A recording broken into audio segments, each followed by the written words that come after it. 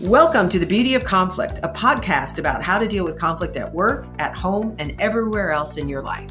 I'm CrisMarie. And I'm Susan.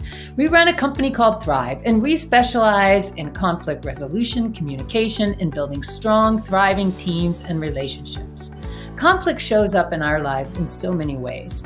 Most people, unfortunately, are not very good at handling conflict. Most people have never been taught the right tools for dealing with conflict. And then it leads to unnecessary friction, arguments, passive-aggressive emails, tears, hurtful comments, stuckness, all kinds of things we don't want. We're on a mission to change all of that. We spent the last 20 years teaching our clients how to handle conflict in a whole new way.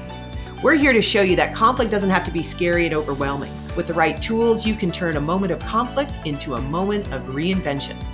Conflict can pave the way into a beautiful new system at work, a new way of leading your team, a new way of parenting, a new chapter of your marriage where you feel more connected than ever before. Conflict can lead to beautiful things. Hi, today we have Evan Fein, who is the current CFO at Chef. And when we worked with Evan, he was the finance executive at a technology company called Impinj. And we started working with the executive team 2008-ish and worked with the team for about 4 or 5 years, coming in periodically to help the team. So I want to just welcome you, Evan. We're so glad you're here. Good morning. Thank you. It is such a pleasure to be here. I have very fond memories of our time together and continue to maintain our relationship. Yes. It's for wow. And you were with Impinj from that when it went public as well, too, right? I worked, yes, in a remarkably long duration. I started at Impinj when I was 29 years old. It was October of 2000. I had no kids, no gray hair, and a full head of hair. And I stayed for 17 and a half years. So, wow. I often say I led 3 IPOs at Impinj because we filed an S1 in 2011 and 2014 and decided not to proceed. And then I led a very successful IPO in July of 2016. And then after almost 2 years of being a public company and being at Impinj for 17 and a half years, I just felt so content and proud and grateful for everything that I was able to accomplish and all the people I was able to work with. And I felt like it was time to do something new and different and refreshing. I didn't know what it was, but I decided to depart Impinj after 17 and a half years, which made me the most tenured tech CFO in Seattle by quite a long time. I think that. Wow, that is amazing. I didn't know that. That is quite extraordinary. Yeah. I can't believe you're the most tenured CFO in Seattle. It's amazing. But you wanted to do some new things, it sounded like. After feeling accomplished, I figured out I attended 100 Impinj board meetings, did 18 budgets, and there were very few things I was doing for the first time that it would be a great time for me to learn something new, connect with my family, do all the great things that people do when they're not working. So I left. I traveled the world with my family, which was awesome. I got engaged, which was awesome. We went to Croatia, did that. I unexpectedly proposed in Croatia, which was great. And then, a lot of people were reaching out to me, a lot of companies were, and I wanted to be thoughtful. And so my main selection criteria when choosing my next adventure was my relationship with the CEO and specifically the level of EQ that I felt was around the table, but most importantly between myself and the CEO, and then next most importantly amongst the executive team. And frankly, I learned that a lot from working with you. I would have never, I don't know if we had met had I made that the number one criteria, but now I would not be able to work somewhere where we did not have high levels of EQ that allowed us to have hard conversations. And frankly, I tell everybody who will listen, I'm like, the reason that's so important to me is I know businesses are going to go up and down, and we're going to have great quarters and hard quarters and great years and hard years. And that's those successes and failures are inevitable. So the question is how you move through those, not if you avoid those. And the key to moving through those is being able to have the meaningful conversations that are required of management teams in order be successful, and figure out hard problems. And so when I placed that EQ selection criteria on my available opportunities, I was super pleased to choose Chef. Chef has a remarkable CEO, and I have found what I was looking for here. So very happy. I love it that's your number one criteria, especially since you have the business context goes up and down, but the relationships are constant. I do just want to say, just in case anyone listening to this does not know, because I could immediately assume that chef has something to do with cooking, which it doesn't. And I could also have no idea what impinge was, which I do know what that is. But it may be helpful to just, because they're both in the tech world, it may be helpful to say something about each of those companies.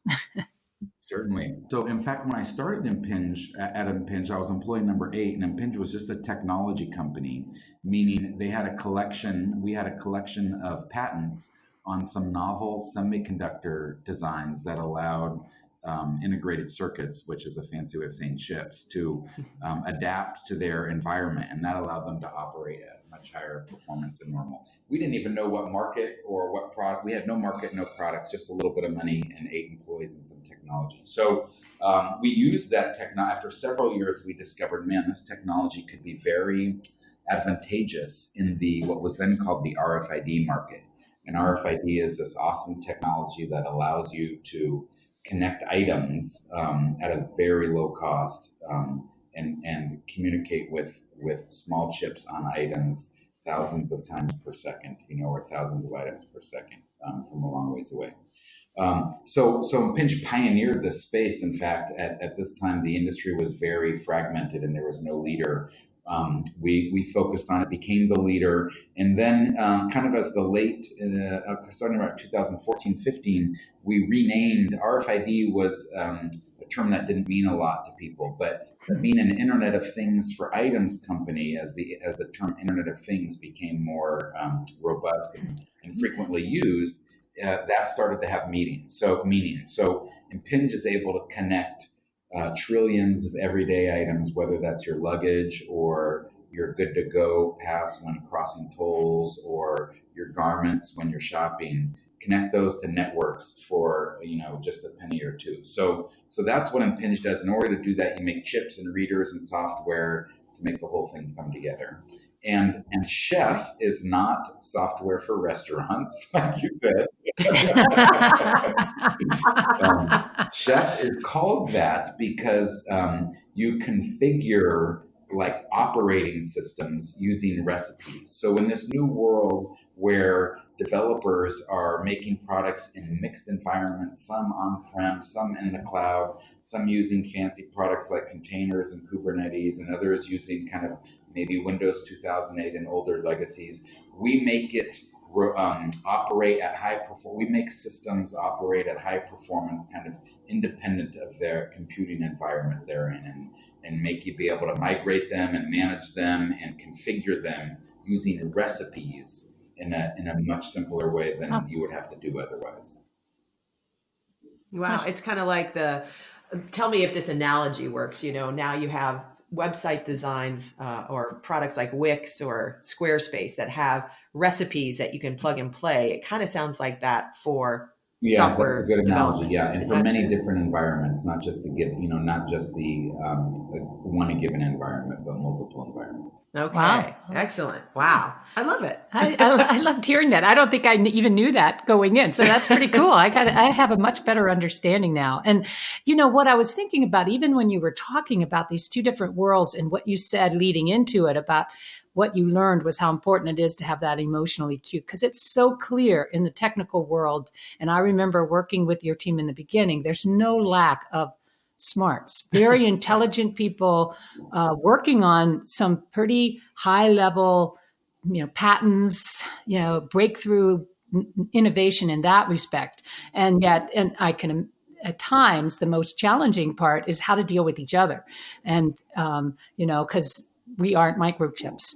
And it is sometimes a lot harder to navigate that field of having people involved and not quite so binary as 1 and 0 and writing code. And I think sometimes you guys came up against that.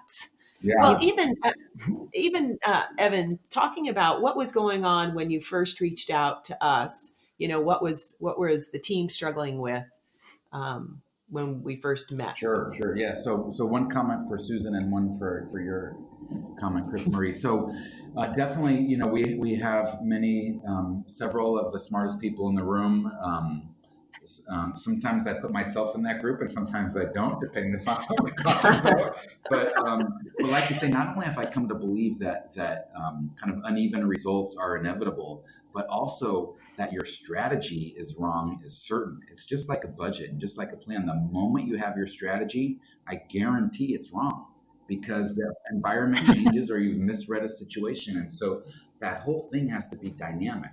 And since you're going to be changing so fast, you need to get the grit out of the gears. And the gears are like mistakes and best intentions, but still mistakes and communications. And so it's not even just I would say it's not even just how intellectually smart you are. It's just also the need for a changing and dynamic strategy and a changing and dynamic marketplace, which requires really healthy communication. So just wanted to comment on that, Susan. And then CrisMarie. So at this time in 2008, I'd either just been made the CFO or I was the senior VP of finance. But I was at a point in my career where, like, for me, winning was getting promoted and like personal contributions. And sometimes I use this coarse term, like collecting compensation nuggets. And so that's what I was about. And I was really good at doing my job, meaning like the people that reported to me and the functions that reported to me. And then I thought my job was with whatever extra capacity that was left over after I was able to optimize getting my trains on time, I would turn that over to the business. And that was probably commonly held amongst everybody. Like, if we all went away and did our thing and just relied on everybody to do their thing, then we could come together. But instead, 2008, just maybe that would have worked in different eras. I doubt it. But 2008 was really a rude awakening for technology companies, late 2008 and early 2009, because the financial markets collapsed, starting with Lehman Brothers, and capital dried up. And I remember like boats were like not moving in the harbor, and we were really nervous about our business. Our market had not yet reached a tipping point, and so it was mainly early adopters that were using our products. And if it's based on early adopters, that's not a big enough mass to like know it, like they need it to run their business. So they were kind of, these were customers that were leaning in and experimenting with the technology to gain competitive advantage. And that's kind of the first thing that gets turned off in tough times.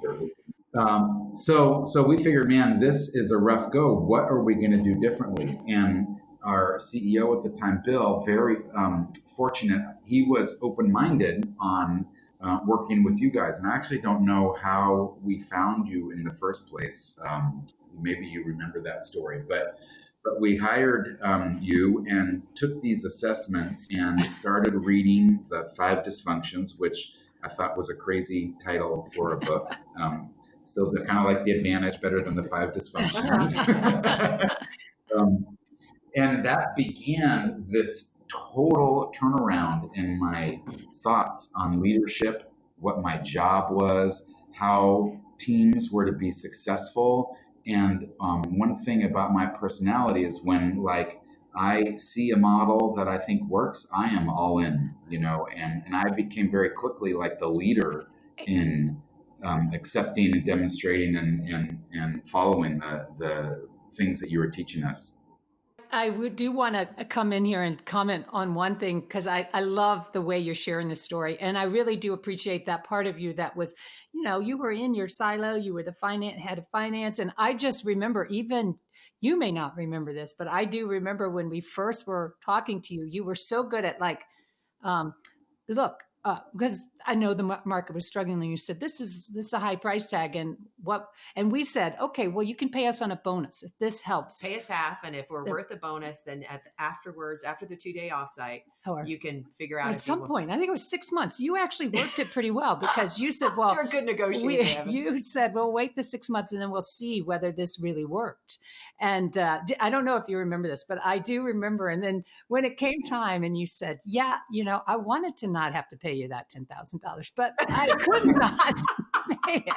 So I was, I happily paid that an investment well worth it, and I mean no greater proof than we've maintained our relationship, and I bring in the models and so forth, and every team that I've been doing and would have a hard time going to one that didn't use what you were teaching. So, definitely a big believer.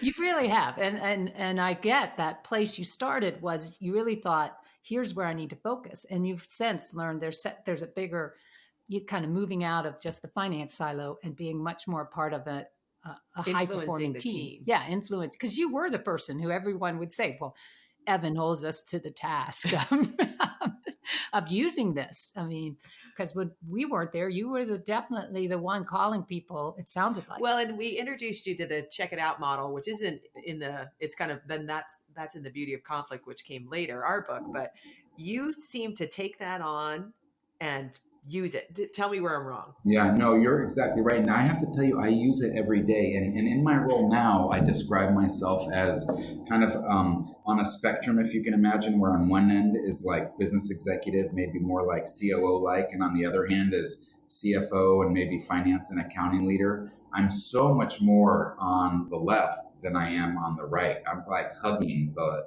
left border, meaning the COO border.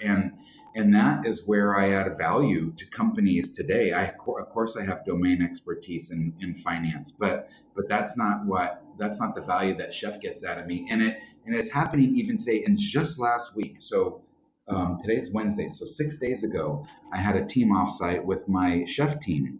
And this is a group of emerging leaders, and only one of them had been through what we did. We read The Advantage. We did a team assessment based on the Lencioni model. I shared my personal leadership story in a super vulnerable way, ended up crying, and that I didn't even think I was going to do that.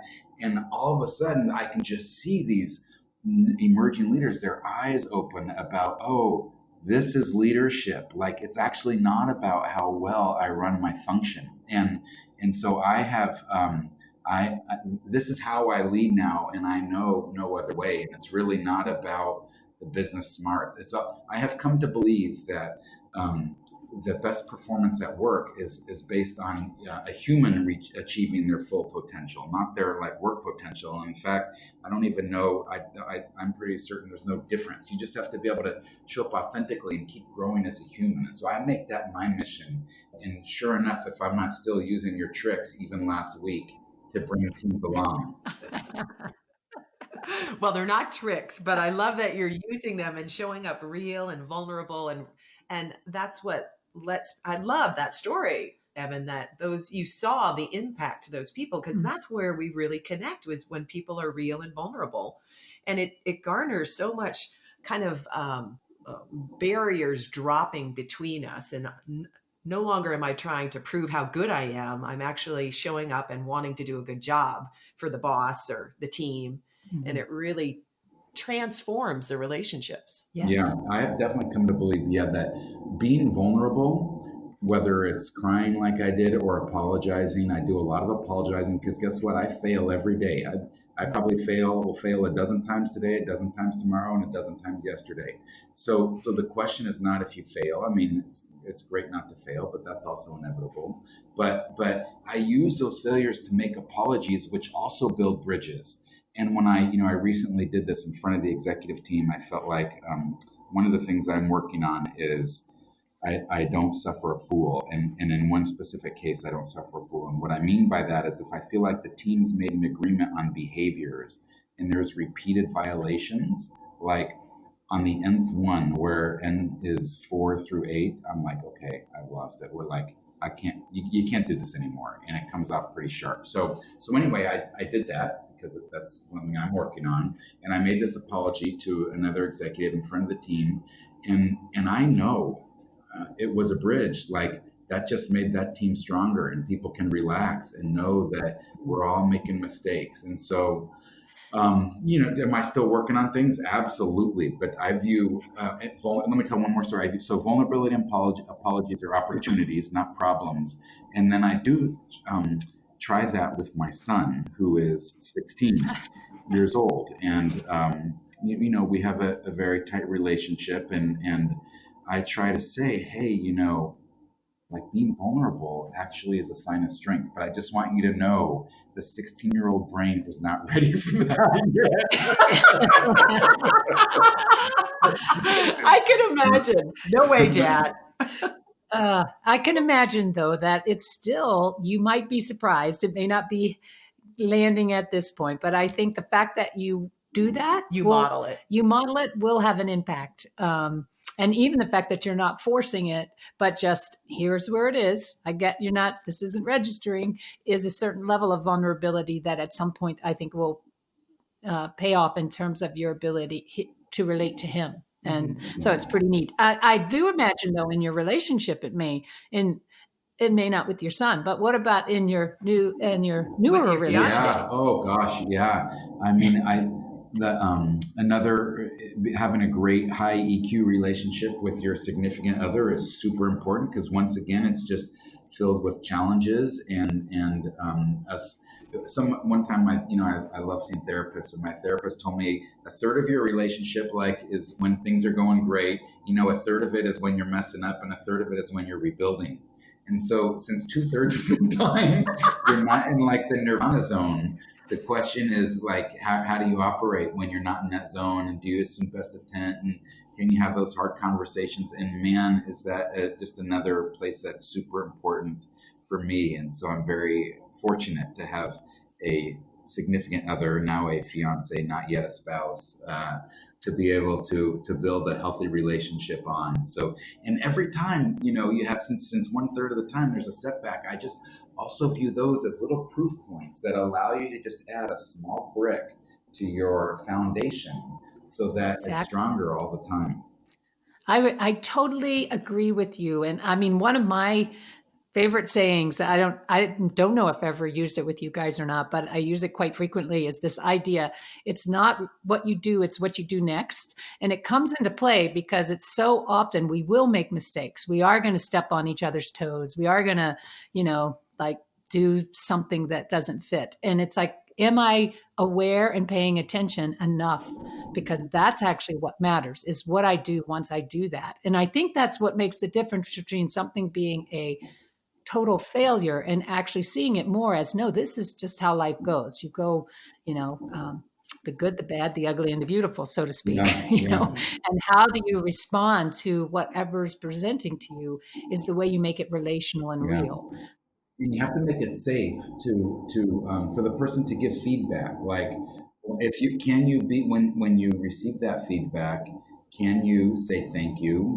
Can you stay open? Can you ask curious questions? And if you can't do that, can you just say, hey, thanks for that. I'll come back to you. I'm not ready for that.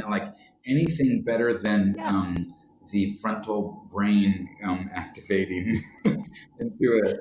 Yes, the amygdala hijack, where it's like, don't talk to me. I think one of the things that comes up a lot is just, and this has to do with that vulnerability curve, is just being able to acknowledge, right now I am defensive and I want to receive this, but I'm not there. Because that can be a huge statement when you get into that hijack as well. Like, okay, I'm owning it. And you know what else I learned at the same time too? All these things, the world is so complex and humanity is so complex, and I appreciate all of it. And you also have to allow the grace, right? What we've started is a process and a journey, not a destination. And so, for example, this offsite we had last week, it comes in the tail of 6 months of some team building, but we hadn't really done what we did last week. And so people are giving, we go around the room and we do give really good, clear, transparent feedback on something you do that helps the team and something you do that hurts the team.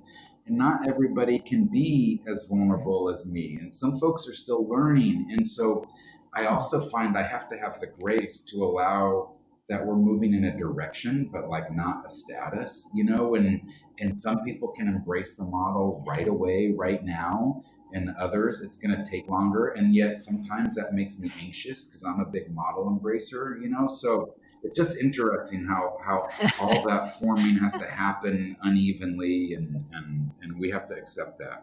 Yes. I mean, it's kind of like there will be some members of leadership team that are like your 16-year-old son. They're not there yet. And that's not a bad thing. It's just like, can you have the grace to say, okay, we've started, like you said, that's great. So, and you may even find people will self-select, like, this is really not for me.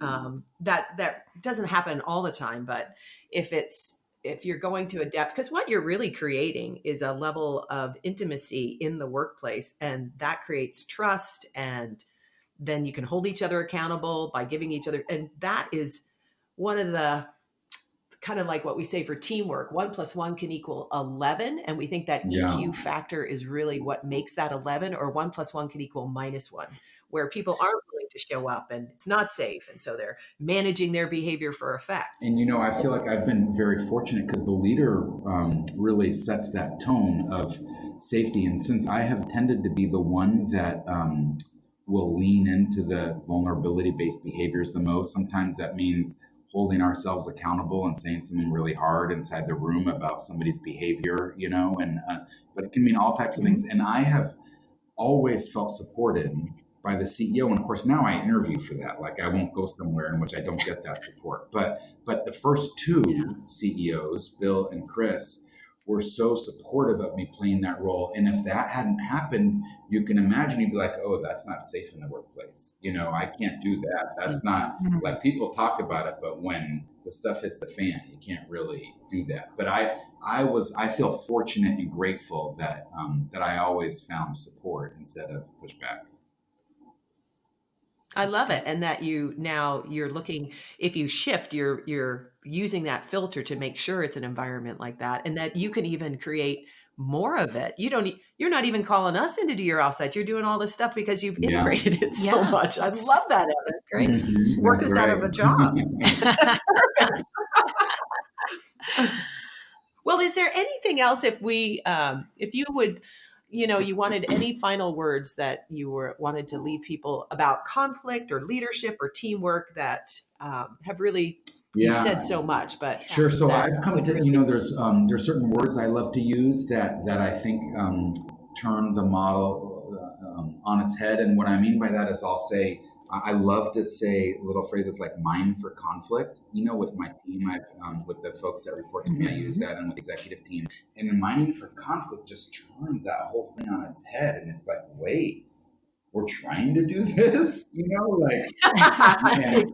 then you can say, yeah, there's goodness on the other side, And I also say that feedback, is a gift, thank you for giving me these little gifts of things that, you'd like to see me. We sometimes will use a stop, start, continue model. And to be able to view, that feedback as a gift is another way of using words to turn these concepts on their head in a very pithy, understandable way, Another one that I have come to really like is the platinum rule. I'm not sure if you're familiar with that, but the golden rule says, do unto others, as you want done to yourself, or something like that. And then I came across the platinum rule, and it says, do unto others as they want done to themselves. And then I read this analogy, and the guy was like, look, I just want everybody to know, I really like berries and cream as my favorite food to eat. But when I go fishing, I don't put berries and cream on the hook, because the fish actually prefer worms. That's a great way to tell that story. I love these little understandable anecdotes that turn the model on its head and allow people to stand on something, as opposed to, I don't know, a whole model. Like, if you can remember 2 or 3 things, mine for conflict, do the platinum rule, and consider feedback gifts, and then you're probably pretty good to go. I love that, Evan. And it's great. I don't even know if you're turning the model on your head, but it's so countercultural. We don't think of those. So, and to have those anchors that you can pull forward to help remind yourself and team members, hey, feedback's a gift, mine for conflict, because there's beauty on the other side, we would say. And the platinum rule. Yeah, I love that. We've our friend uses that a lot, the platinum rule. So this has been excellent, Evan. You are so fun to interview, and we love our working relationship and our expanding relationship with you over time. It's really so great what you have done in your own career and the way you continue to utilize this and build stronger leaders as well as stronger relationships, your own. At home. Yeah. Well, thank you. I couldn't have done it without you. I view, when people ask me, in fact, you guys came up in my personal leadership story. One of the things you talk about is like major challenges you've overcome, or when you've had a lot of leadership growth, and you're one of two that I mentioned. My exposure to the model, to your offsite, to the Patrick Lencioni model, and then also my divorce, as like those are the two things that I talk about in terms of my personal growth. So thank you for helping me, start my journey. Oh, I love it, Evan. I think you used to say you drank the Thrive Kool-Aid or something. Isn't that it? Yeah.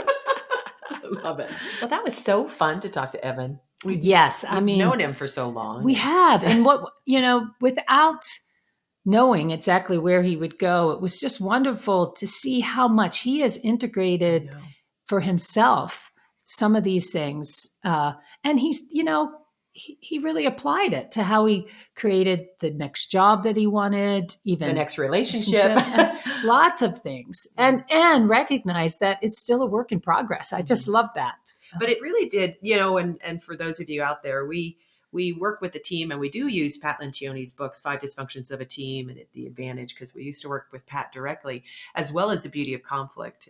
And all of those models, I just love how much he grabbed, and he said, I'm a model guy. So he grabbed a hold of them and integrated them over and over and over again he was the person when we would come in, he'd be like, wait a minute, I want to check something out, Chris or Bill or whoever else was on the team.